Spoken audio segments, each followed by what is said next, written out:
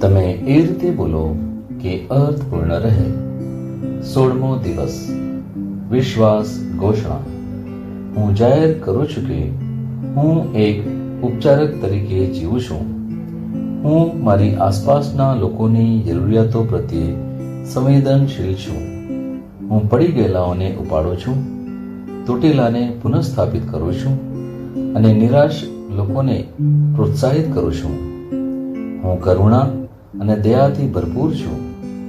હું માત્ર ચમત્કાર જ નહીં જોઉં, પરંતુ હું જ્યાં પણ જાઉં ત્યાં પ્રભુનો પ્રેમ અને દયા બતાવીને કોઈનો ચમત્કાર બનીશ. આ મારી ઘોષણા છે. દૈવી સ્વાસ્થ્ય કબૂલાત. હું જે પણ ઈસુના નામ પર બોલું તે થશે જ. હું મજબૂત છું. હું તંદુરસ્ત છું. હું ધન્ય છું. હું સમૃદ્ધ છું. હું શક્તિશાળી છું. હું અભિષિક્ત છું. હું મુક્ત છું. હું પ્રભુનો વિશ્વાસી છું. હું પ્રભુ અને મનુષ્ય દ્વારા પ્રિય છું. હું જે જોઉં છું તે નથી બોલતો, પણ જે જોવા માંગુ છું તે બોલું છું. હું એક અવિભાજ્ય બીજ છું. હું મારા પ્રભુના ઘરમાં સારી જમીન પર રોપાયો છું. હું મારા ઈશ્વરની વાડીમાં નારિયેળના ઝાડની જેમ ફૂલું ફાલું છું. હું ખરા સમયમાં મબલક પાક આપું છું. હું પ્રભુમાં તાજા લીલા વૃક્ષો જેવો છું. હું વૃદ્ધાવસ્થામાં પણ ફળધારક રહીશ. મારા પાન કદી નહીં કરમાય. હું જે પણ પ્રભુ ઈસુના નામમાં કામ કરીશ તેમાં સફળ થઈશ. ઈસુના નામમાં વસ્તુઓ હંમેશા મારા માટે કામ કરી રહી છે.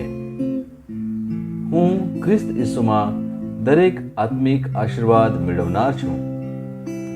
હું મારા મનને ખ્રિસ્તના મન જેવું સંપૂર્ણ થવાનું કહું છું અને તેને નિર્દેશ આપું છું કે તે પ્રભુના વચનો દ્વારા ચાલે. હું મારા રજ્જુ અને ચેતાને જીવનની વાત કરું છું. હું મારા સ્નાયુઓ અને અસ્થિબંધન માટે તાકાત બોલું છું. હું મારા હૃદય સાથે જીવન શક્તિની વાત કરું છું. હું સામાન્ય શ્વાસની પ્રક્રિયા જાળવવા માટે મારા ફેફસા અને પેશીઓ સાથે વાત કરું છું. હું મારી કિડની, યકૃત અને સ્વાદુપિંડને સંપૂર્ણ સ્વાસ્થ્ય અર્પું છું. મારા લોહીના દરેક કોષમાં જીવન છે. મારા હાડકાં, સાંધા અને નાજુક અસ્થિઓ ગોઠવાયેલા, મજબૂત અને મક્કમ છે. મારી આંગળીઓ ઉત્તમ રીતે કાર્ય કરે છે. મારી આંખોનું તેજ સારું છે. મારા કાન શ્રેષ્ઠ રીતે કાર્ય કરે છે. મારી ત્વચા નવા જન્મેલા બાળક અને ઈશ્વરની સુંદરતા જેવી મુલાયમ અને તંદુરસ્ત છે. મારા વાળના મૂળ સજ્જડ છે. હું મારા વાળને મજબૂત રહેવાનો આદેશ આપું છું અને જ્યાં વૃદ્ધિની જરૂર હોય ત્યાં હું વાળ ઉગવાનું કહું છું. મારા દાંત, અવાળા, જડબા, રક્તવાહિની બધું જ સ્વસ્થ, મજબૂત અને સંપૂર્ણ છે. મારા બધા હોર્મોન્સ અને ન્યુરોકેમિકલ ટ્રાન્સમીટર એકબીજા સાથે સંપૂર્ણ સુમેળમાં છે અને તેમના કાર્યોને સામાન્ય રીતે ચલાવી રહ્યા છે. મારું પાચન તંત્ર તંદુરસ્ત છે. તમામ ખોરાકને પચાવવા સક્ષમ છે.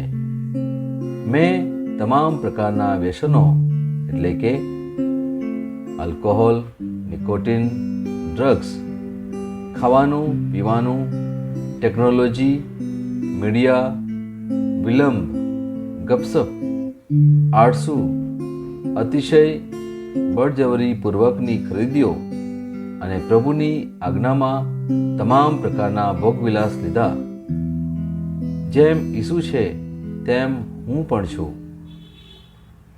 મારી પ્રજનન પ્રણાલી પૂરતી માત્રામાં અને સારી ગતિશીલતા દ્વારા શુક્રાણુઓનું ઉત્પાદન અને જમા કરી રહી છે.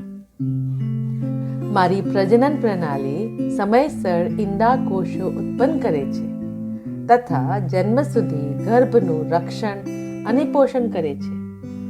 મારા અંગની દરેક પેશીઓ સંપૂર્ણ રીતે કાર્ય કરે છે અને હું મારા શરીરમાં કોઈ પણ ખામી કે ખોળખાપણને નકારું છું.